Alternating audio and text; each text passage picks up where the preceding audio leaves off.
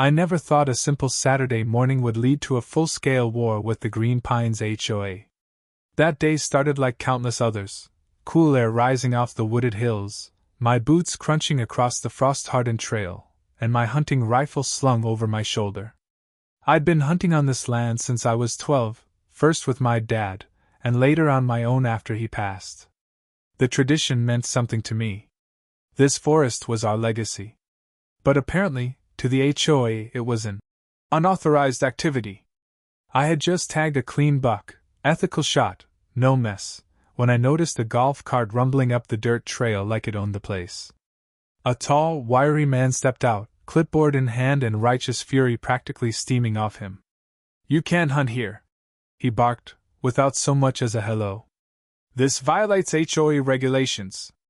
I raised an eyebrow, already irritated. "This is private land." "Mine." "Actually," he said, smugly flipping a laminated page on his clipboard. "The HOA oversees all common lands, including bordering green space. Your discharge of a firearm falls under endangerment to the community. You'll be fined." I stood in stunned silence. This guy had to be kidding. I'd owned this land for 3 years. The purchase was legal, recorded, surveyed, and it didn't fall under any HOA jurisdiction. "I'm Mason Carter," I said slowly. "This is parcel 19B. Bought it after the old mill went bankrupt. You're standing on my side of the survey marker." He blinked. "Then why isn't it fenced?" "Because I didn't think I needed to fence in 20 acres of woods." His tone turned snide. "Well, it looks like part of the HOA trail system. And residents walk through here all the time." That's when I realized what was really going on. They'd been using my land. Without permission. Probably for years. He handed me a fine notice, $600 for reckless endangerment, and violating HOA recreational space rules. I almost laughed. Almost. But the way he stared at me, like I was some outsider, a threat to their tidy community, turned that laughter into something else entirely. Anger. I didn't pay the fine. Instead, I walked right into the HOA office the following Monday and demanded to speak to whoever thought they could fine a landowner for legally hunting on his own property. That's when I met the president, Deborah Langston. Or, as most of the neighborhood knew her, Queen Deb. She was impeccably dressed, late 50s, with sharp eyes and a voice that could slice through drywall. "You're the hunter," she said without even asking my name. "Yes, your behavior has become a topic of concern." I kept calm. "Your enforcement officer fined me for using my own land." "That's illegal." She smiled thinly. "Well, Mr. Carter, our maps show that several trails overlap what we consider shared recreational zones. Our community has had access to that forest for over a decade. Access doesn't mean ownership. Perhaps not legally. But practically, yes. Community norms matter here." I leaned forward. "Let me be clear, I'm not part of your HOA. Never have been. I bought the land before your expansion. My parcel is zoned for mixed use, including hunting. So you're fine?" "Invalid." Her smile vanished. "Then perhaps we'll have to reassess your activities. We can report you for disturbance of peace, unsafe use of firearms, violating noise ordinances." There it was. This wasn't about safety. It was about control. I left the office seething, but resolved. If they wanted a fight, I'd give them one. But not with bullets. With leverage. Over the next few days, I did some digging. Literally and figuratively. I pulled every map I could find of the HOA's trail systems. Turns out they're prized. Emerald Loop Trail, the one they used in their glossy brochures and community fundraisers, ran straight through my property. Not just a little corner. Nearly 60% of the trail passed through the woods I owned. I began watching. Trail cams. Drones. A friend from the sheriff's office confirmed what I suspected. The HOA had never sought a right-of-way easement. They were trespassing en masse daily. Joggers. Dog walkers. Yoga groups. And here's the kicker, they'd installed benches and little trail signs. On my trees. No one had ever asked for permission. I made a call to my lawyer, Amanda Lewis. Smart. Tough. Not someone you wanted to underestimate. When I showed her the footage and the land deeds, she shook her head. They've been using your property like it's a public park. Exactly. You want to sue? Not yet, I said. I want to make a point first. The next morning, I walked the full trail loop and posted fresh signs every 200 feet. Private property, no trespassing, violators will be prosecuted. That afternoon, I received 5 calls from unknown numbers. I didn't answer any. By evening, the signs were already being pulled down. I had expected that. So I was ready.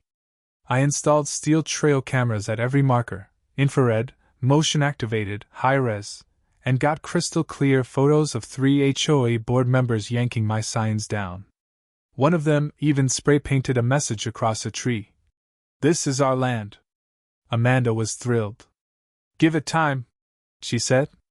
"Let them dig their own hole." That night, I sat on my porch and watched the moon rise over the treetops. A red-tailed hawk flew overhead, same one I'd seen for years. The land was still. Beautiful. And now, it was a battlefield. But they didn't know yet. I had the winning card up my sleeve. Because I'd found something even more valuable than proof of trespassing. A new piece of land. One they did own. And it was about to be mine. While the HOA was busy threatening me with fines and tearing down my signs, I was 2 steps ahead. Amanda and I had quietly initiated talks with the owner of a narrow parcel of land on the north edge of Green Pines. It didn't look like much, overgrown brush, a few broken fence posts, but it was the key to everything. Why? Because that sliver of land was the only legal access point to the Emerald Loop Trail. Without it, the HOA's entire trail system, what they'd built community events around, what they'd fundraised for, what they bragged about in every newsletter, was effectively landlocked. It was owned by a reclusive older man named Frank Williams. He'd inherited the property decades ago and hadn't stepped foot on it in years. When Amanda reached out to his niece, who handled his affairs, the conversation was simple. He was tired of the taxes, tired of the hassle, and willing to sell. All we had to do was ask. 2 weeks and 1 quiet wire transfer later, I owned that parcel too. Now, not only was I the owner of the land the trail ran through, I also owned the only legal entrance. Amanda and I updated the title records that afternoon. "You just bought the whole gate to their kingdom," she said, grinning. "How long do you want to wait before letting them know?" "Not long." The very next morning, I posted a brand new sign at the trailhead. "Property under new ownership, access revoked. Violators will be prosecuted." Then I padlocked the gate. The fallout was immediate. Within hours, my phone started blowing up, calls from residents I'd never met, messages from board members trying to clarify the misunderstanding, and one hilariously panicked voicemail from Queen Deborah herself. "We demand a meeting to discuss this situation. Immediately. You're obstructing community recreation." No. I was reclaiming stolen land.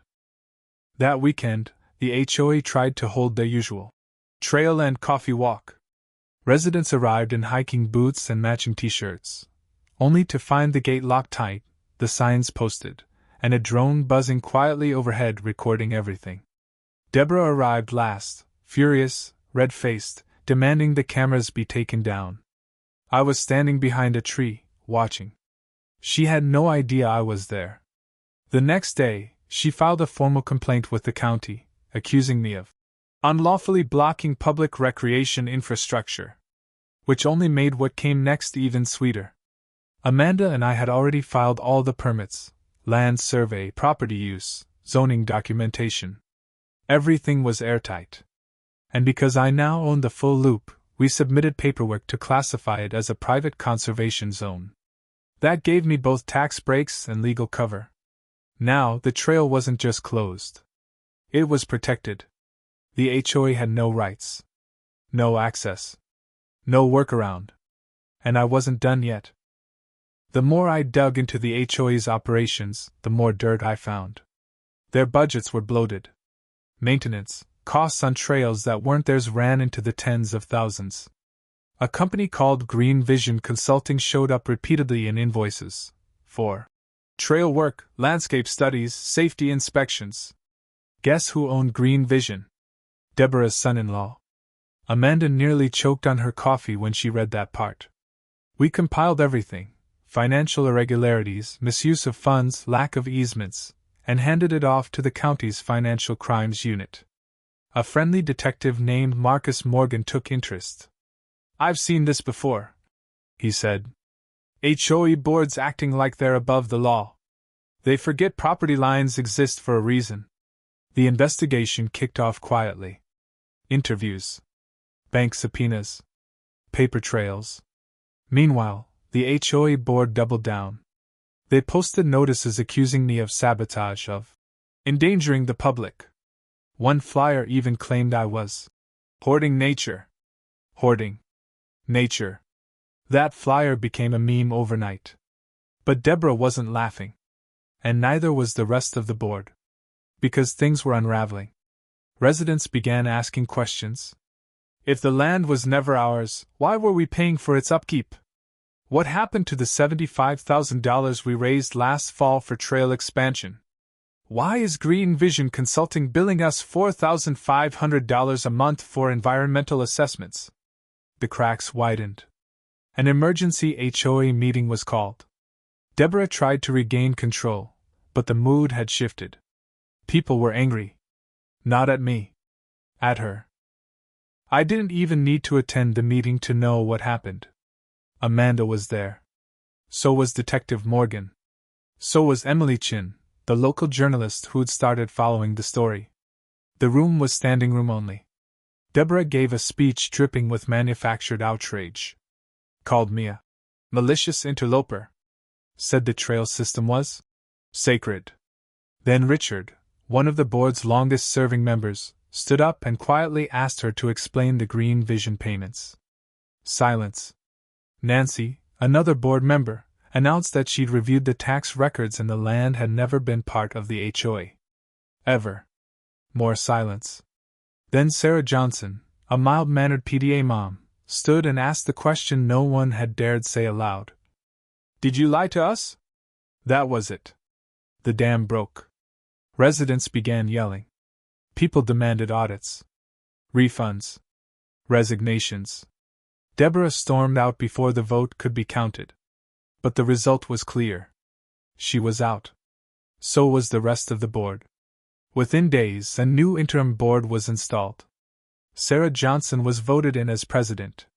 Her first move? She called me. "Mason, we'd like to make peace." When Sarah Johnson called, her voice was steady but humble. "We want to work with you, Mason. Not against you."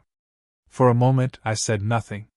Not out of spite, but because I needed to be sure this wasn't another trap, another play at control disguised as compromise. So I asked, "What's changed?" She didn't hesitate. Transparency. Accountability. And respect for property lines. "You have ours, if you're willing to meet us halfway." That earned my attention. Later that week, I attended a community gathering unlike any I'd seen before. No power plays. No smug glares from Deborah. Just neighbors, curious, cautious, but hopeful. I presented a proposal. "I'm willing to open a new trail," I said, unrolling a map. "On my land. A proper loop, maintained, insured, open to the public, on weekends. With conservation rules in place. But only if this community respects private ownership and permanently relinquishes any claim to the original trail route." There was a hush, then scattered applause. And then, unanimous approval. They wanted peace. So did I. But not everyone did. The moment the old board was officially removed, Deborah Richardson vanished from the public eye. No posts. No newsletters. Just silence. Until 3 weeks later. Out of nowhere, dozens of residents got emails from a brand new domain, greenvalleytruth.org. The site was a smear campaign, against me, against Sarah, against anyone who'd questioned the old board. It accused me of bribing the new leadership, of destroying the soul of the neighborhood, of waging war on the community. Deborah hadn't disappeared. She'd just gone underground. The problem? The site was registered using her husband's name. Detective Morgan called me the next day. "We're officially expanding the investigation," he said. "Turns out there's more than just mismanagement. There's fraud. And it goes back years." Bank statements showed HOA funds paying for personal vacations, home renovations, even luxury gear, disguised as equipment for trail cleanups. Over $75,000 unaccounted for. I handed over drone footage, paper records, and the most damning piece, a voice memo. I'd recorded Deborah during one of her private warnings to me, where she told me, "You can't stop what we've built. I'll bury you in paperwork and legal fees. This land will be ours, one way or another." That audio went straight to the DA. It all came to a head one cool Saturday morning. Sarah called and said there was word of an unauthorized community hike being planned, one that would reclaim the original trail. Sure enough, around 9 a.m., I saw the crowd gathering at the old entrance. Deborah stood at the front, holding a megaphone like some revolutionary general. Behind her were about 30 diehards, some in matching shirts, some carrying signs that read, "Nature belongs to all. This is OUR land. Stop the land thief." And then, right on cue, the deputies rolled in. 3 squad cars, led by Detective Morgan, pulled up quietly. No sirens. Just presence. The crowd hesitated. Morgan stepped out, hands calm at his sides. "This is private property," he said firmly. "Trespassing here violates state law. And inciting others to do so, well, that's a separate matter." He turned to Deborah. "Mrs. Richardson, we'd like to speak with you." "Please step aside." She refused. "This land was always meant for public use. He's the trespasser here, not us." But her words didn't carry the fire they once did. Not anymore. When Marcus, her own son-in-law, stepped back from the crowd instead of standing beside her, she realized the tide had fully turned. People started walking away. One by one. Until Deborah stood nearly alone. She was arrested that afternoon. So were 2 former board members. Over the next week, the headlines were relentless. I wish I could say that once Deborah and her crew were arrested, everything quieted down. But as it turns out, when you unravel a scheme that's been years in the making, there are always more threads to pull. Detective Morgan called me in the following week. "You might want to sit down for this," he said. He laid out a stack of documents. Hidden HOA expenditures. Backdoor payments to a consultant named Patricia Bennett. And a file labeled simply, Storage Unit 23. "Your tip paid off," he said. "Turns out they were clearing it out the night you called." Inside the unit, officers had recovered boxes of invoices, handwritten notes, and internal emails showing deliberate attempts to sidestep HOA bylaws, specifically to push through the illegal trail project on my land. And there it was. Black and white proof that the board had never obtained any proper permits, let alone contacted the rightful owner, Frank Williams, or his heirs. Instead, they just assumed that, once I moved in, I'd either fall in line, or move out. They miscalculated. To lock things down for good, I worked with Amanda to register the entirety of my wooded land as a private wildlife conservation reserve. It was a legal status that offered both tax benefits and powerful protections. It also required a few new signs, reinforced fences, and proper zoning. At every entrance to what used to be the HOA's unofficial trail system, we placed clear postings. Private conservation area. Entry by written permission only. Violators will be prosecuted under County Trespass Law 16.41. Some thought it was overkill. But not the people who watched Deborah scream at deputies during her arrest. I wasn't taking chances. Amanda also helped me file civil complaints against the former board for property damage and trespassing. The state had the criminal side covered. I just wanted my peace back. and in case they ever tried a rerun of their reclamation march, I installed motion-activated trail cams and real-time alerts near the back gate. Just when I thought it might finally be over, Deborah made her last desperate play. An email blast went out to every homeowner in Green Pines, sent not from the official HOA account, but from a community preservation group she hastily created. It called for a public heritage hike on Saturday. She framed it as a peaceful walk to reconnect with our roots. But we all knew what it was: a stunt. A mass trespass. A last bid to shift the narrative and play the victim. The flyer even had the gall to say, "Show up. Stand tall. Our trails are not for sale." As if I'd tried to sell anything. I called Detective Morgan the moment I saw it. He sighed. I was hoping she'd stay quiet. Then added, "Don't worry. We'll be there." It was almost comical. Deborah, showed up that Saturday dressed like an REI catalog model. New hiking boots, spotless water bottle, a wooden walking stick she clearly didn't know how to use. Behind her were about 30 people. A mix of loyalists and confused neighbors who'd bought into the idea that I had somehow stolen their land. I waited at the newly installed trail gate. Amanda was beside me, calm but ready. And behind us, 2 sheriff's cruisers sat quietly in the shade. The moment Deborah saw me, she pointed for the cameras. "That man is illegally blocking public trails," she declared. I gestured to the conservation permit posted clearly next to her. "This is private property. You are trespassing." She ignored me, turning to her crowd. "We use these trails for decades. This isn't about property, it's about principle." Right then, the cruisers pulled forward. Doors opened. Deputies stepped out. At the front, of course, was Morgan. "Morning, folks," he said, polite but firm. "Just a reminder, this land is now under protection status. Anyone who crosses that fence without authorization will be arrested." Deborah spun toward him. "This is absurd. This is harassment." Morgan didn't flinch. "Actually, it's the law," the crowd murmured. Marcus, who had once been her biggest supporter, quietly stepped away and got into his car. Then others followed. Some shook their heads. Some apologized. Others just looked embarrassed.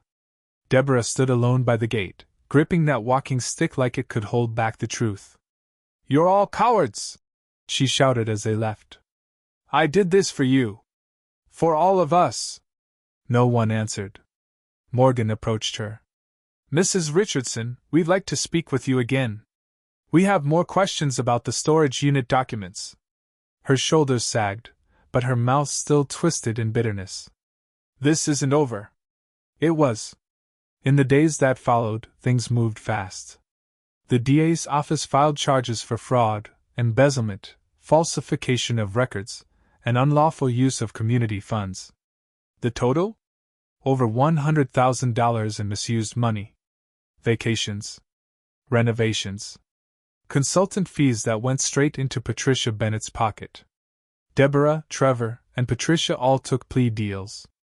They avoided jail, but got probation, had to repay the stolen funds, and were legally barred from serving on any HOA or nonprofit board for a decade. They also had to sell their home. Green Pines had no room left for them. With the corrupt board dismantled, the HOA underwent a transformation. Sarah Johnson, elected unanimously as interim president, led the charge. Her first action? A full audit. Every penny tracked. Every policy rewritten. They even invited a third-party firm to create new ethical standards for HOA conduct. "We're not just fixing a system," Sarah said at the next meeting. "We're rebuilding trust." And they were. I walked into that meeting not as a villain or a pariah, but as a respected neighbor. Maybe even a friend. We voted on a new access agreement to the public trail I'd developed, with conservation guidelines, limited hours, and shared maintenance. It passed without a single dissenting voice. That trail now bears a plaque. The Frank Williams Memorial Trail. In honor of the man who once owned this land and walked these woods with pride and principle. And that $75,000 Deborah had once tried to hide? At my suggestion, it was used to create a community scholarship for local students studying ethics, land management, and public leadership. Irony has never felt so satisfying. Deborah left town. No press. No farewell posts. Just a moving truck in the dark. And as far as I know, she now lives in an apartment. With no HOA. You'd think a community would crumble under the weight of scandal. But Green Pines? It rose. And not because everyone suddenly became saints, but because they had no choice but to look in the mirror. The week following the arrests was a tidal wave of realizations. Homeowners who had written checks to the park fund were now discovering their money paid for weekend getaways to Palm Springs, furniture sets for Deborah's lake house, and a bizarre $3,400 invoice labeled Emergency Trail Energy Readings. The public ledger exposed it all. Frankly, it was humiliating, for everyone who blindly trusted the board, and for those who, like Marcus, had helped silence dissenters. But what happened next? That's where the real story began. The HOA board, once a smug circle of insiders, was now a shell of itself. Sarah Johnson, our new interim president, stepped into the fire like she'd been training her whole life. First order of business? A public apology. At a packed meeting in the community center, she stood in front of the mic and said, "We failed. We turned a blind eye when questions were asked. We followed policies that lacked transparency. And we let a few powerful voices speak for all of us. That ends today." Then she dropped a bombshell. The HOA would not be pursuing any legal action against me for closing the trails. Instead, they would be partnering with me. I nearly dropped my water bottle. She looked directly at me from the podium. "Mr. Holloway, you were right. We forgot the difference between stewardship and ownership. If you're still willing, we'd like to help you build something lasting." A quiet murmur swept through the room. Then people began to clap. Not the slow, sarcastic kind, but real applause. Amanda and I met with Sarah and a few new board members over the next month. What started as a tense conversation turned into the blueprint for a community transformation. We mapped out a legal agreement. A real public trail, located on a portion of my land. Limited hours of access, with conservation officers trained in both land ethics and local law. Cameras and insurance, all paid for by a grant Sarah applied for through the county's Green Initiative. And a story sign at the trailhead, explaining what happened, and what we learned. They wanted honesty. I gave them the full truth. We named it the Frank Williams Memorial Trail, honoring the man whose property the HOA had tried to hijack. It was more than symbolic, it was a warning. Respect the land. Respect the people. Or face the consequences. By late spring, all the criminal charges had been processed. Deborah Richardson, Trevor Adams, and Patricia Bennett had accepted plea deals. They didn't want to risk open court. The evidence was overwhelming: financial records, eyewitness accounts, the storage unit full of documents, and that infamous email chain where Patricia referred to me as a clueless redneck in camo. The judge didn't need a jury to see the intent. Their sentence? 10 years ban from participating in any homeowners association, nonprofit, or local government board. Probation for 5 years. Restitution of $100,000. And most importantly, they were required to attend a series of public ethics classes hosted at the same community center where they once held their reign. The ultimate humiliation? One of the classes was led by Amanda Lewis. And yes, she made eye contact the entire time. They sold the house in silence. No for sale sign. Just a moving truck and a series of angry phone calls overheard by curious neighbors. Deborah didn't attend another HOA meeting. Didn't post on the community board. Didn't even show her face at the grocery store. Some say she moved to a gated condo development across the state. I only know one thing for sure. That place doesn't have an HOA. Poetic justice? No. Real justice? Close enough. Fast forward 3 months, and you wouldn't recognize Green Pines. The HOA meetings now begin with a 5-minute open mic for any homeowner to raise concerns. No more pre-screened topics or censored minutes. Financial records are posted monthly online. Sarah brought in a transparency consultant. Even Marcus, humbled and red-eyed, stood up at one meeting and said, "I'm sorry. I was afraid to speak out. I won't be again." He sat down to a round of applause. Funny how forgiveness works when people stop hiding. One crisp Saturday morning, I hiked the new trail alone, just before the official ribbon cutting. Mist curled off the trees. The sun caught the top of the wooden sign we'd installed at the trail's entrance. It read, "The Frank Williams Memorial Trail, a reminder that stewardship begins with listening and ends with action." People began arriving, kids in boots, parents with strollers, an elderly couple with binoculars. One little girl asked her dad, "Who's Frank?" "He was the guy who used to own this land," the dad replied, "before people got greedy." I smiled. She looked up at the plaque again. "Was he nice?" "He was real," I said. "And that's better." There was still $75,000 left over from Deborah's restitution. Technically, the HOA could have absorbed it into general funds, but I had a better idea. I proposed a scholarship fund for students from Green Pines pursuing degrees in ethics, public policy, or conservation. It passed unanimously. The first recipient? A local senior named Elena, who had once mowed my lawn for $10 a week and later submitted a public letter asking the HOA to treat Mr. Holloway like a person, not a problem. Sometimes kids see what adults ignore. It didn't happen overnight. But the culture shifted. The HOA stopped seeing itself as a neighborhood authority and started acting like a service. People help paint fences. A volunteer committee now clears the trail in the fall. And if someone forgets to bring in a trash bin, they get a reminder, not a violation notice. Neighbors stopped whispering about hunting. Now they ask for jerky recipes. I still walk those woods every week, rifle on my back, peace in my chest. Not to take from the land, but to be part of it. And if I ever hear rustling in the brush, I know it's not a Karen with a clipboard. It's probably Sarah. They say the best revenge is living well. But in Green Pines, the best revenge turned out to be something else entirely: living honestly, with people who finally understood that rules don't matter as much as relationships. The final chapter of this story didn't come with a courtroom gavel or a dramatic walk of shame. It came with healing, slow, steady, and surprisingly powerful. It was a warm evening when I attended my last HOA meeting, not because I was storming out or staging a protest, but because I wanted to see what the community had become.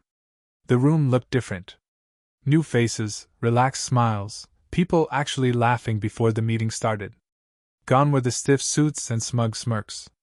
The board sat in plain clothes, laptops open, listening as residents shared ideas for a community garden, a monthly clean-up event, and even a scholarship essay contest.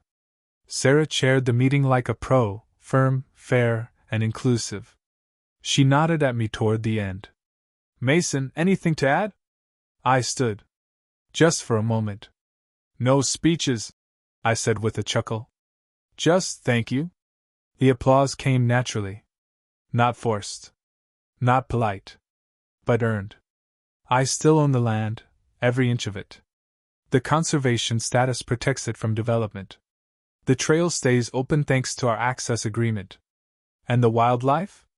Thriving. Deer, foxes, even the occasional bobcat, they've all returned, undisturbed by quad bikes or fake park benches. Every weekend, I take my dog Rusty and hike the ridge. Sometimes I find boot prints, tiny feet, families exploring, even the occasional old-timer with binoculars. But the trail stays clean. Respectful. People treat it like a gift. Because that's what it is now. A second chance. One day, a letter arrived in the mail. No return address, just a Montana stamp. Inside was a handwritten note. "Dear Mr. Holloway, I'm Frank Williams' nephew. I heard about the trail and the story that led to it. Frank always said the land should stay wild, not paved over with good intentions. Thank you for honoring his memory, and for reminding people that property isn't just land. It's legacy. There was a small photograph tucked in. Frank smiling, rifle slung over his shoulder, beside a buck twice his size.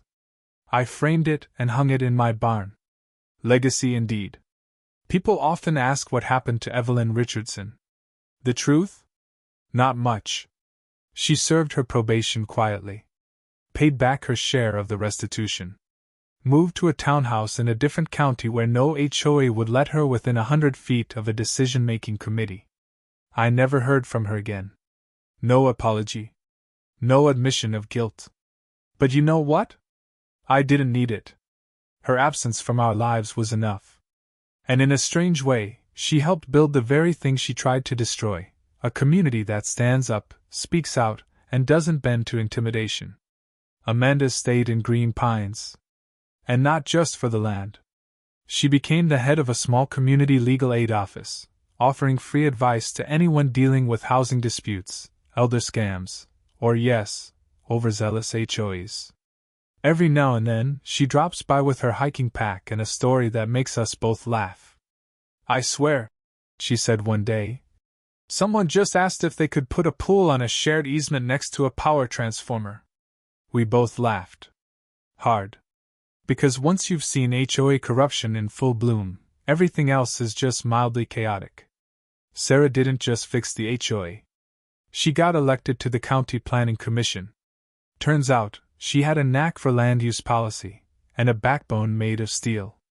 Under her guidance, the county launched a new homeowner accountability initiative, requiring annual audits for all registered HOAs and public transparency reports on every project exceeding $10,000.